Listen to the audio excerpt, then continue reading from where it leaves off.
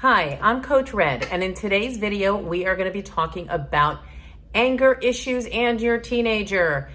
Do you find that they're just kind of walking around and just everything blows up? They suddenly punch a wall, drop everything, throw something, storm off to their room? That's what we're going to talk about today. What that is, what that's about, how to fix it, and what you as a parent can do to help them fix it and to help yourself. I'm Coach Red. As always, if you want more information like this, just check me out at coachred1.com. That's the numeral 1.com. And send me emails at info@coachred1.com if you want different topics or whatever you want to talk about. And also send me an email there if you want life coaching yourself for you and your family. Now let's talk about anger and teenagers. So there are obvious issues when someone's angry. What do they look like? They hurt someone either physically or verbally, or they always find themselves angry. They just walk around with a scowl on their face all the time. Yeah, that's not a very good scowl, but whatever. A scowl on their face all the time, and they're always feeling angry. They feel like their anger is out of control. It just goes from 0 to 1,000 without any warning. Maybe they regret something that they've said or that they've done when they're angry. That happens a lot. These are all signs that there's anger issues going on. Do they start noticing that small or petty things make them angry? Now, I'm saying them because I'm assuming the parent is watching this, but if it's you and you have all these anger issues, you're hurting somebody verbally or physically, you just always feel like you're angry. You walk around with an angriness in you all the time. You frequently regret the things you say or do when you're angry. Your anger is out of control. Smallest little things will set you off. So it's either you or it's someone else in your household. Let's talk about the body. I often talk about, where do you feel anger in your body? Is there a churning in your stomach? Is there a tightness in your chest? Is there an increased heart rate? Sweaty palms? Do your legs go weak when you get angry? Do your muscles all tense up? Do you feel hot? Do you have an urge to go to the bathroom? Those are all signs in your body that it's telling you something's working you up. As far as teenagers go, they have anger because they're biologically made that way. So there's a lot of things happening. The teenage brains are still developing, and their bodies are flooded with emotions and hormones, and these impact their mood. Anger in teenagers can also be a sign of deeper issues, and we're not even going to talk about those in this video. This is going to be a very surface level, basic, what the heck is going on, why is this happening, and what simple things can I do to fix it. That's what this video is about. So it's not unusual for a teenager to be angry, sometimes really, really, really angry. And it's because of those changes that are going on physically, mentally, socially. And they face really big decisions, and their brains and their emotions are at odds when they have to make these decisions, and they feel monumental. When a teenager has to make a decision, and it could affect something socially, it could affect their grades, it could affect their friendships, it could affect their parents and their relationships and their families. I mean, everything feels very, very big when you're a teenager trying to make a decision. And so when a teenager is trying to make decisions, or all this hormonal moodiness is going on in their brain, who do they take their anger out on the most? You. their parents. You're there. You love them. You will always love them. And so you are safe for them to express their anger.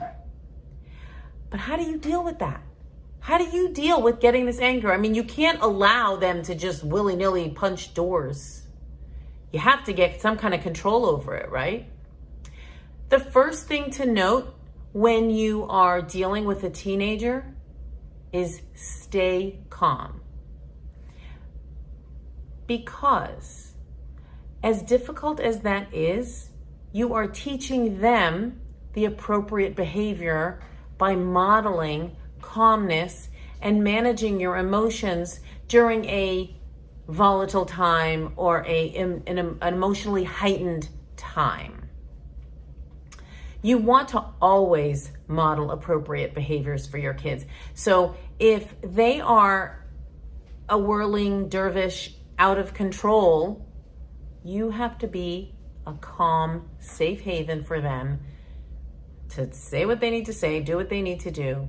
Notice your body language. Notice your tone. Now notice the way I'm talking right now. So when a kid is angry and they're yelling and they're screaming and they're jumping and the arms are flailing in the air, you're going to be calm and you're going to maybe ask them questions, maybe just point out that they're going crazy right now. Calm voice, calm body language. That's really important because the body language can affect your kids just as much as the words that you say. So if you say, oh, I'm calm, I'm calm, I'm calm, or like that old Seinfeld skit, serenity now! You're not going to have serenity if you're screaming. You're not going to be calm if you're just, I'm calm, and you're all tense. No. You need to actually show that in order for your teenager's reaction to be different. My suggestion to you is to practice deep breathing or taking a walk to clear your head. Not only does that calm you down, but again, it shows your teen how to do the same.